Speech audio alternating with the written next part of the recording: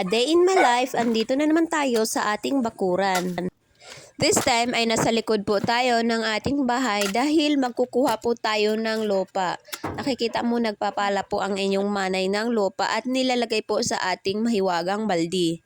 Medyo basa-basa nga dyan na part dahil nakapaglinis na ako ng bahay ng ating tupa. At pagkatapos ko namang punuin yung dalawang baldi natin ay bubuhatin ko na siya papunta sa harap ng ating bahay. Dahil doon, nagagawa po tayo ng gardener. Ika nga, kapag may itinanim, may aanihin. Kung di nyo na itatanong, ako lang naman yung tagabuhat ng mga sako-sakong palay sa aming bukirin. Asyala!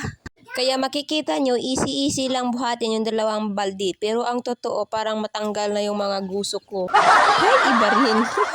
At hindi pa nga dyan nagtatapos dahil babalik pa tayo. Pero this time, nakabuta na tayo dahil nga maputik nga ang likuran natin. At kuhang-kuha nga yung inis natin sa mga tupa natin dahil kung saan naman tayo ay siyang sunod-sunod naman sila. Akala naman nila ay pagkain yung daladala natin sa baldi. Huy, hindi. Lupa baga. So dito na part, hindi ko na alam kung tamang landas pa ba ang tinahak natin. Pupunta kita sa Kabanandon. Makikita nyo, black and white na tayo dahil gabi na nga pala. Inabot na tayo ng kadilim-diliman. Pero hala, sige pa rin ang kumal nyo. Hakot lang tayo hanggang matapos. Inabol ko nga pala na matatapos itong pagtatanim ko ngayon.